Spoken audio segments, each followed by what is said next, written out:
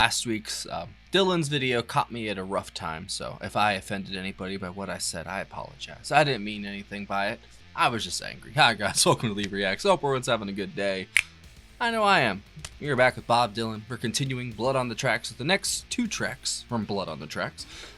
Which the third one is You're a Big Girl Now, and the second one is what was it? Simple Twist of Fate, and then You're a Big Girl Now. So You're a Big Girl Now was one of the 5 songs that he had originally recorded in September in New York City, but then re-recorded it a few months later in Minneapolis. This is one of them, You're a Big Girl Now, but Simple Twist of Fate is from the original recording in '74. So 2 more tracks. I really enjoyed last week's one. I'm not gonna lie, I was a little distracted though because I was pretty heated. I probably should have just given myself a few minutes, but I don't know. I just felt like venting, I guess. So my bad. I will pay attention a little bit more this week. And if y'all are not subscribed, help brother out. Click that icon right below my face. I'd really appreciate it. I'll link my Bob Dylan playlist up there if you want to go listen to anything else. We've done a few albums of his so far, and man, what an artist, bro. What an artist. Simple Twist of Fate, Bob Dylan. 3, 2, 1, go. Don't forget to like, subscribe, and maybe leave a comment if you don't mind. Much appreciated.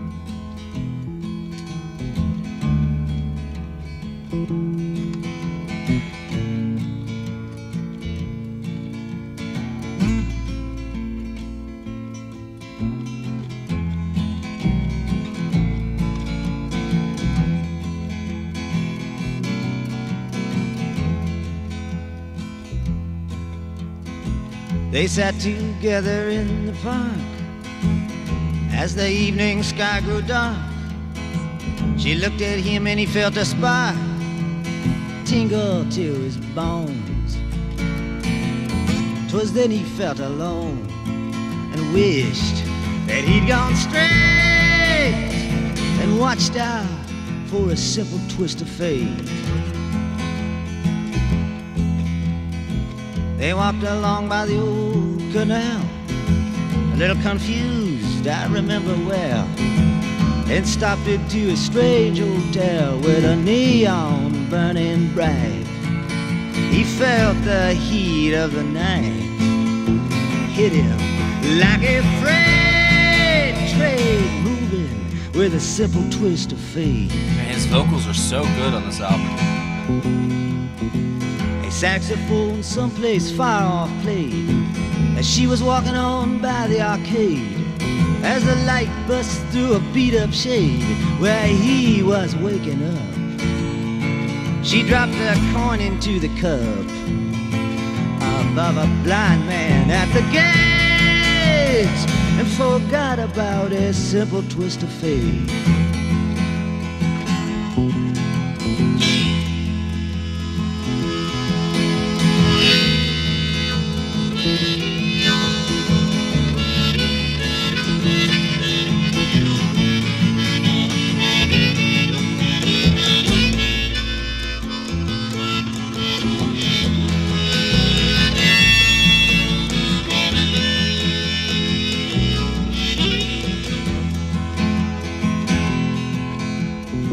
He woke up, the room was bare. He didn't see her anywhere. He told himself he didn't care, pushed the window open wide, felt that emptiness inside, to which he just could not relate, brought on by a simple twist of fate. He hears the ticking of the clocks and walks along with a parrot that talks, hunts her down by the waterfront docks where the sailors all come in. Maybe she'll pick him out again. How long must he wait one more time for a simple twist of fate? People tell me it's a sin to know and feel too much within. I still believe she was my twin, but I lost the ring. She was born in spring, but I was born too late. Blame it on a simple twist of fate.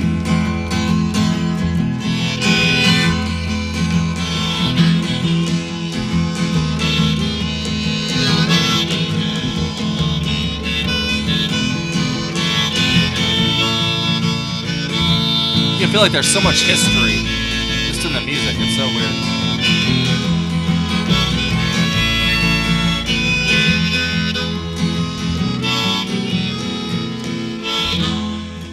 Wow. That was beautiful, man. You're a big girl now.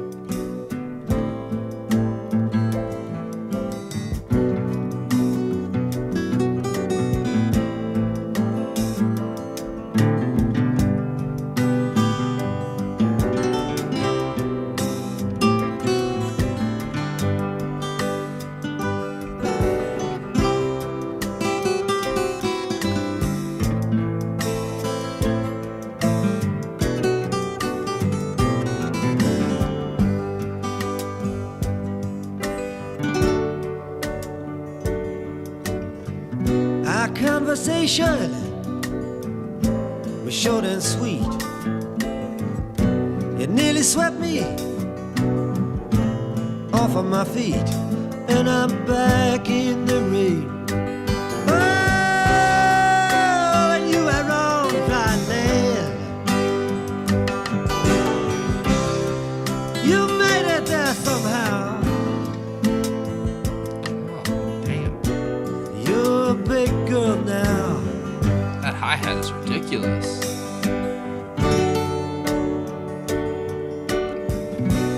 Bird on the horizon, Bill Berg on drums. sitting on a fence.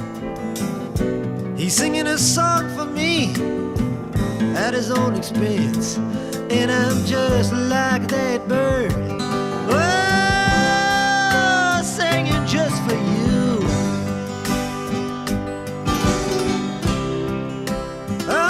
You can hear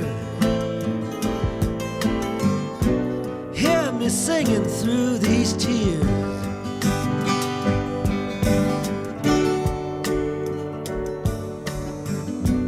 Time is a jet plane, it moves too fast.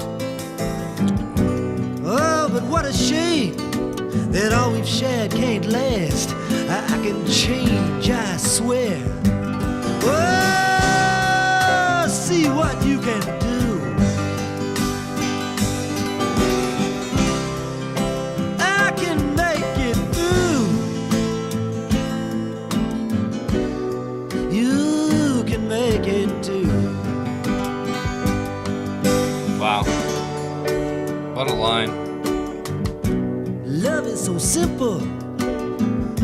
To quote a phrase, you've known it all the time. I'm learning it these days. Oh, I know where I can find you.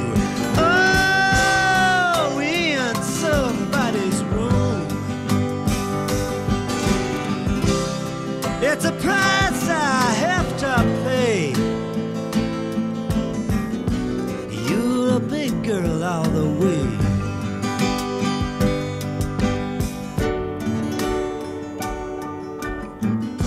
A change in the weather is known to be extreme. But what's the sense of changing horses in midstream? I'm going out of my mind. Oh, with a vein that stops and starts, like a corkscrew to my heart. Ever since we've been apart.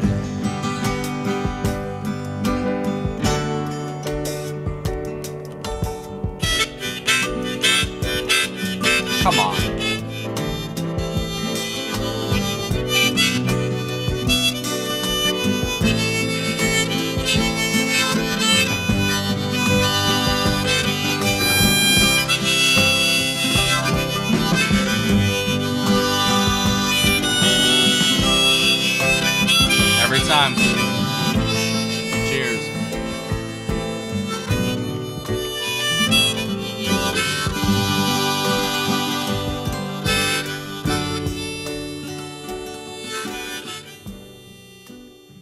lost love.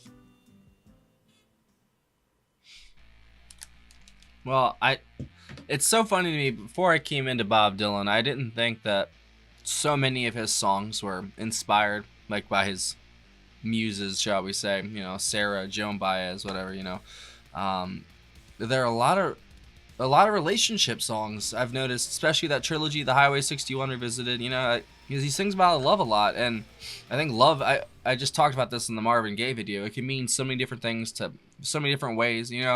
But it's probably the most everlasting and steadfast emotion that one can have as long as the connection is there, like that. Love it's powerful. It'll make you do crazy things, man. Like it really will. And the things that we put ourselves through, with relationships with other people, it doesn't have to just be like that kind of. It could just be friendships or working partnerships. Like we drag ourselves through the mud. I feel like to just to exist. We can't just simply be. And my problem with that is I'm used to chaos. My life was chaos for a very long time. So when things are normal, my body, the warning, like I get the bad heebie-jeebies. As I say, there's the good heebie-jeebies, there's the bad heebie-jeebies.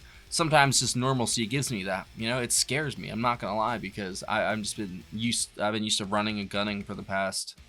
Well, it's been a few years now. It's been like 4 years now, but from like 14 to 26, 12 years, man. Like some years were better than others, but towards the end there, man, I totally fell apart. I'm not gonna lie. I was done. I was cooked. Like I was ready to go, bro. No, I didn't. I guess whatever's out there had other plans for me, so I'm here by the grace of whatever's out there. That's what I say. And there are so many events that happened and led me to Cheyenne, led me to have Danica, and I treasure the relationships that I used to have with my friends and all those other people. Like I said, most of them are dead, to be honest, but the ones that are still there, we don't talk anymore, but I do wish I could just reach out and say hi, but I kind of burned a lot of those bridges. I built all those bridges. They were beautiful, beautiful bridges. Built them just to burn them down. Ain't that some shit? Alright, sorry. So for the second track, it was Bob Dylan on lead vocals, acoustic, rhythm, and lead guitar, harmonica, Chris Webber on acoustic rhythm lead guitar, Greg Inhofer on piano, and Bill Berg on drums, killing it on that hi-hat, bro. That's for You're a Big Girl Now, and then for Simple Twist of Fate, that was just Bob Dylan and Tony Brown on the bass. That's it. I felt the first track felt like there was so much history there. Like that felt like, I know this whole album is kind of, his son described it as like his parents talking, basically. That's what this album is. And you can totally hear that, but it's also, it feels like he's not just talking about Sarah, he's talking about just maybe other female women in general. You know what I'm saying? Because I bet Bob lived a very adventurous life, because I know he ran away 12 times, or no, he ran away 13 times or something like that, and 12 of them he came back, and then the last one he didn't, or something like that. So he lived a crazy life, and he's probably got so much. He's still going, what I'm saying? He's probably got so much more in the tank that he hasn't told anybody. And that's the funniest thing about our lives is people, even ourselves, we remember the highlights, but there's so much more that happens in our lives just to us that we forget about in our daily life, Obviously the important stuff that we make a distinction to remember happens to like pop up in our heads sometimes, but we're not ever present with our memory. We can't just, like I say sometimes, I wish I could pick up a memory from, all right, September 17th, 2014, I wish I could know what I was doing at 8:03 p.m. that night. You know what I'm saying? I bet I could look on Facebook or something like that. That's the closest thing I can do, But I don't know, man. Love is just so powerful, and it just blinds us sometimes too, and it's just things that are just obvious, And it eats away at you though. Like deep down what's really going on, but you just keep playing your role. Basically, it's the whole world's a stage. Basically, everyone just plays their role, and some of them don't play it very well. So get your shit together, guys. If I had to pick a song out of those two, though, I go with the second one just because it had a little more instrumentation, but I liked the lyrical content more of the first one. And of course, ever since the Like a Rolling Stone debacle, shall we say, I've always tried to pay attention more to the lyrics with him than the instrumentation, even though the dynamics and the hi-hat was pretty sick in the second track. And so is that bass. And the acoustic throughout fantastic. This is the best vocal performance I feel like I've heard from him too. These 3 songs so far, his voice has never sounded better. But the lyrical content of that first song really struck home with me. I guess that's the phrase.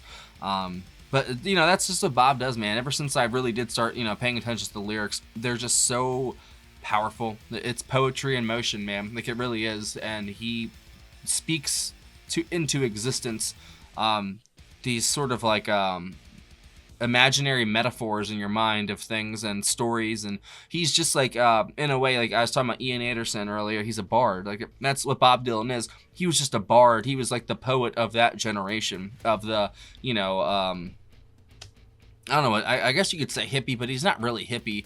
It's more of like that he's just like that not authoritarian, I guess that'd be it too. He's like anti-establishment, if that makes any sense, you know.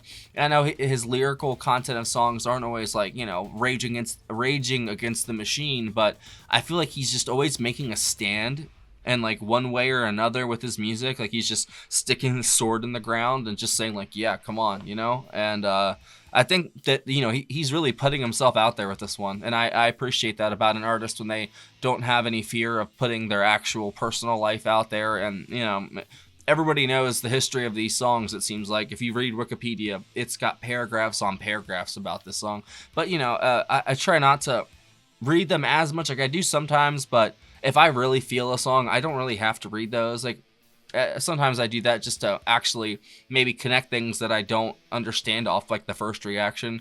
But with these 2 songs, like, they were simple enough to digest, but there's enough substance there to, you know, weigh on your mind to think about it for a while. So I'm gonna leave it at that. Say that his voice and the acoustic was my favorite, but that, you know, the dynamics and the hi-hat were fantastic in the second track as well from Bill Berg.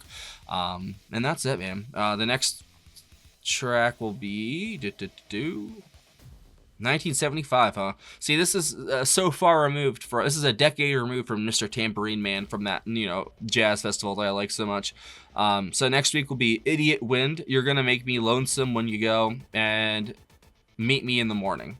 Or maybe we'll just do Idiot Wind and You're Gonna Make Me Lonesome just to finish up side 1, and then we'll continue on from there. So if you had a favorite of those 2, what was it? And let me know what your favorite Bob Dylan album is, because, man, so far it's Highway 61 for me, but this one's shaping up to be an interesting one. You never know, it could be a dark horse, because I know a lot of you have said this is your favorite, so we'll see.